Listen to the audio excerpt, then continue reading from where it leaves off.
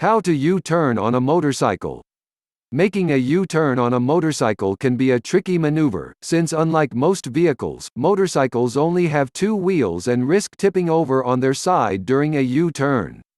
It's best to practice U-turns in a safe parking lot before trying one on a street.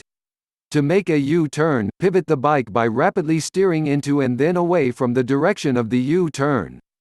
Then, look in the direction you want to turn, and lean the bike sharply into the U-turn. Setting up a practice space. Find a large, empty parking lot. It's wise to practice maneuvering a U-turn in an empty parking lot before trying it on a street. An empty parking lot is a relatively forgiving environment, and you can U-turn as slowly as you like without having to worry about other vehicles or drivers. It's best if the parking lot you practice in doesn't have much traffic. Scope out parking lots at shopping malls in your area. Large churches will also have big, empty parking lots 5 or 6 days a week. Set up cones to mimic the width of a turn lane. If you have a handful of traffic cones, set them up to create a practice lane. Use half a dozen cones to mark the corners and center point of a lane 34 feet (10.4 meters) 10.4 meters long and 24 feet (7.3 meters) wide. Then, place two more cones about 12 feet 4 meters 3.7 meters from the end of your practice lane. These cones will serve as your pivot point and indicate when you should begin to pivot for the U-turn. The majority of side streets are about 24 feet 7 meters 7.3 meters wide. So, this practice lane will prepare you for making a U-turn in a turn lane or on a wide 2-lane road. Practice U-turns in the parking spaces. If you don't have cones, or would prefer not set up an elaborate training course, you can practice your U-turns in the parking spaces themselves. In nearly all parking lots, parking spaces are 10 feet 3 meters wide.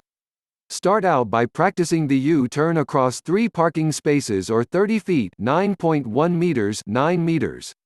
As you start feeling more adept, try the U-turn within 2 parking spaces or 20 feet 6.1 meters 6 meters. Approaching the U-turn.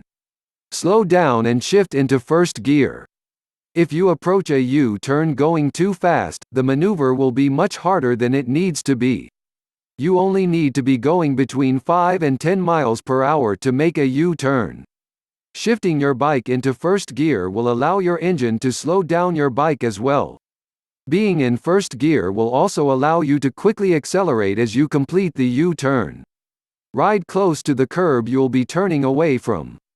So, if you want to U-turn to the left, pull up close to the right-hand curb.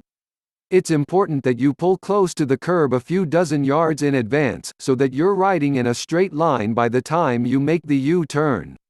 Riding next to the right-hand curb will give you plenty of room to swing your left U-turn. Swerving within your lane before performing a U-turn will increase your likelihood of tipping your bike over. Squeeze your rear brake. Putting light pressure on your rear brake will prevent you from going into the U-turn too quickly. The rear brake will also stabilize your bike during the maneuver and decrease your chances of tipping over. Do not engage the front brake during a U-turn. Engage your clutch lightly. You want to make your U-turn when your bike is in the so-called friction zone, the zone where your clutch is lightly engaged and transmitting some power to your rear wheel, but not fully engaged. This will prevent your bike from stalling during the U-turn. Making the U-turn in the friction zone will give you the most control over your bike's throttle and speed. Performing the U-turn. Pivot about 12 feet 4 meters 3.7 meters before the U-turn.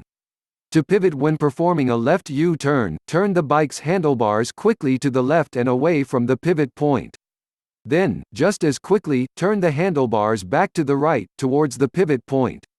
This will build up the side-to-side momentum you need to make the U-turn. When you practice with cones in a parking lot, the pivot cones will remind you to begin pivoting. If you're U-turning on a street, you'll have to estimate the distance. Turn your head and handlebars in the direction of your U-turn. Once you've pivoted and your front tire is aiming right back towards the pivot point, look head as far towards your left shoulder as possible. At the same time, turn your handlebars to aim the bike sharply to the left.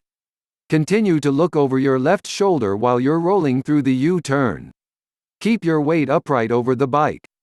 When U-turning on a motorcycle, many bikers are tempted to heavily lean into the turn. This will cause you to tip over.